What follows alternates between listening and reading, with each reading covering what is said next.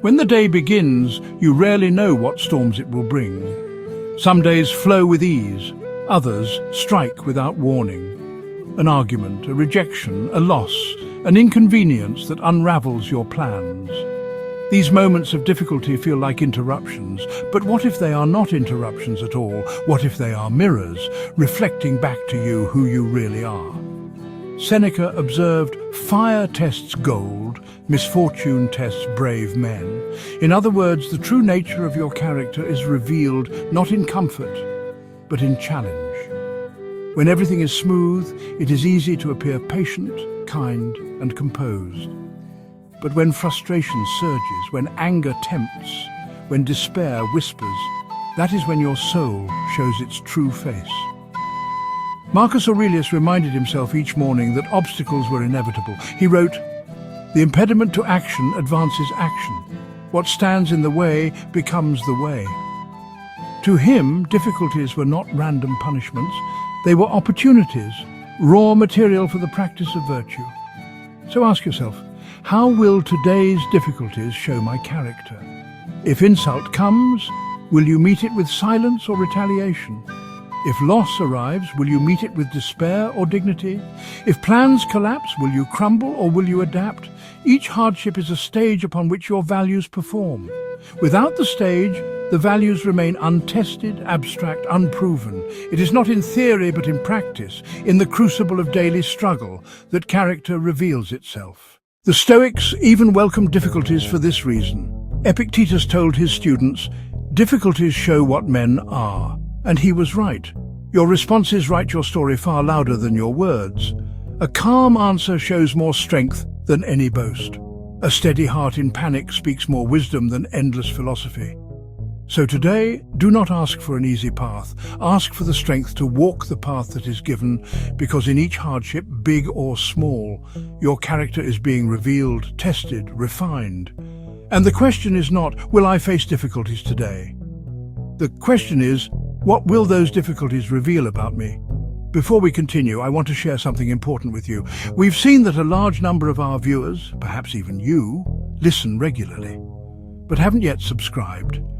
If this message has resonated with you so far, if you find even a moment of stillness or clarity in these reflections, we kindly ask you to consider subscribing. This channel is not about noise, it's not about trends, it's about service. And I can promise you this, our small but committed team will continue doing everything we possibly can to bring you value every single week. Thoughtfully researched, carefully written, quietly powerful. All we ask in return is that you join us by subscribing and turn on notifications so you never miss your next moment of insight. Let's walk this path together. We often imagine that character is revealed only in great crises, wars, tragedies, losses too heavy to carry. But in truth, it is the small daily irritations that reveal more about us than any grand calamity. Epictetus warned his students that philosophy is not tested in the classroom, but in the marketplace, at the dinner table, in the petty conflicts of everyday life. He asked, "What is the fruit of these teachings?" Only the most beautiful and proper harvest of the soul, tranquility, fearlessness, and freedom. Tranquility is not destroyed by earthquakes alone. It is tested by a delayed train, a rude stranger, a long line at the store. Think of your mornings, the coffee spills, the inbox overflows. Someone cuts you off in traffic. Do you sigh with patience or explode with anger? Do you adapt calmly or let resentment poison the rest of your day? These are the small trials, the seemingly insignificant irritations that shape your soul far more than the rare disasters. Marcus Aurelius urged himself to remember this. You have power over your mind, not outside events. Realize this, and you will find strength. The traffic jam is not yours to control, but your temper, that is. The rude comment is not yours to silence, but your reply, that is. The delay is not yours to shorten, but your attitude in waiting, that is. Seneca told us, "We are more often frightened than hurt, and we suffer more in imagination than in reality." Most small trials harm us less, in fact, than in our exaggerated reactions to them. By overreacting, we allow these petty difficulties to dominate us. By practicing restraint, we turn them into exercises for patience, humility, and perspective. So today, as small trials come, and they will, pause. Do not dismiss them as unimportant. They are practice, they are training, they are the daily grindstone sharpening your character.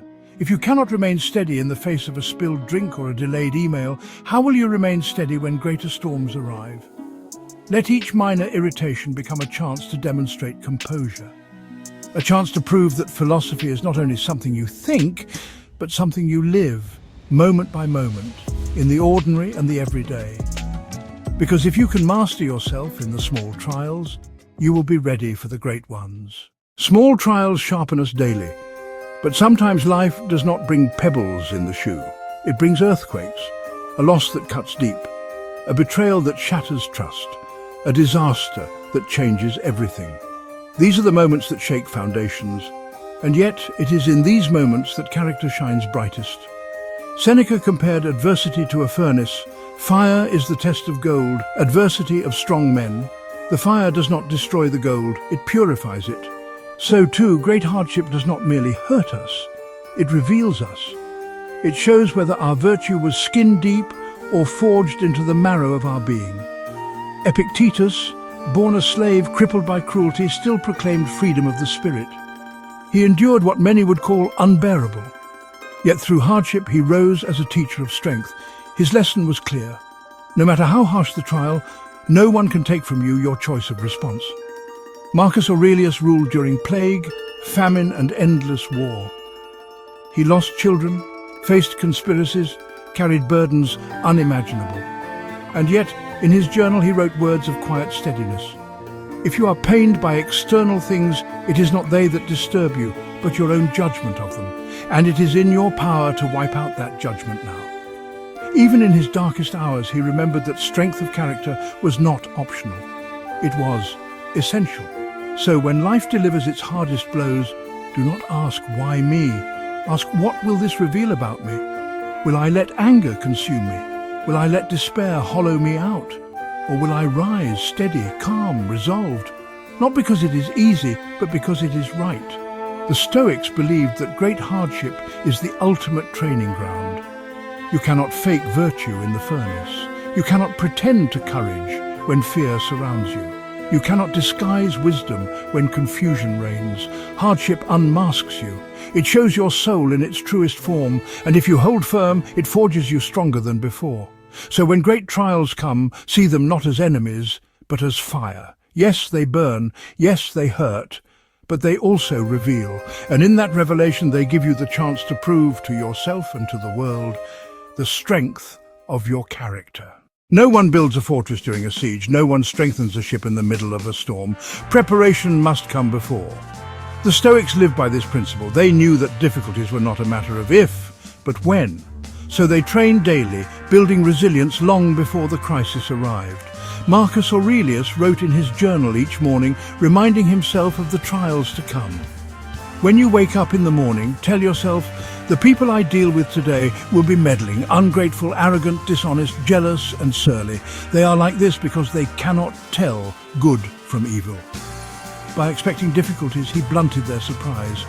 The insult, the betrayal, the inconvenience, none of it caught him off guard. Seneca advised rehearsing hardship, wearing coarse clothes, eating plain food, sleeping on the ground. He would ask himself, is this what I feared? Through practice, he discovered that discomfort was survivable and therefore no longer terrifying. This is daily preparation, anticipation of hardship, rehearsal of discomfort, reflection on actions. Each practice strengthens the soul. Each habit builds character before the test arrives. Epictetus told his students that philosophy must be lived, not just studied. Don't explain your philosophy, embody it. This means patience must be practiced in small irritations, courage rehearsed in minor fears, self-control exercised in daily desires. By training in the little things, you prepare for the great ones. Consider the athlete. He does not wait until the day of competition to practice. He trains daily, sweating in the gym, enduring drills, sharpening technique. Then, when the contest comes, his body and mind respond with discipline, not panic. So too with character. You train daily in patience, courage and gratitude. Then, when disaster strikes, your soul responds with steadiness, not chaos. This is how today's difficulties show character, not as random assaults, but as rehearsals for the greater trials ahead. Each day offers its training ground, and if you seize it, you build a fortress of character, brick by brick, so that when the storm finally comes, you will stand unshaken. Every response you give to difficulty leaves an imprint. It does not vanish when the crisis passes. It shapes you, builds you, or weakens you, bit by bit, choice by choice. Marcus Aurelius reflected often on this truth. He reminded himself, the quality of your life depends upon the quality of your thoughts. But thoughts alone are not enough. They must guide actions, especially under strain. Each decision in hardship writes the story of who you are becoming. Every act of patience carves deeper patience into the soul. Every surrender to anger carves a habit of anger into the heart. This is the legacy of difficulties. They are not just events you survive. They are sculptors, chiseling your character with each blow. Seneca said, "A gem cannot be polished without friction, nor a man perfected without trials." The friction you feel today is not meaningless irritation. It is the polishing of your spirit, the refinement of your character. But the outcome is not automatic. Hardship alone does not improve anyone. It is your response that decides the legacy it leaves behind. Respond with bitterness and you grow bitter. Respond with courage and you grow brave. Respond with humility and you grow wise. Epictetus urged his students to use difficulties as a mirror.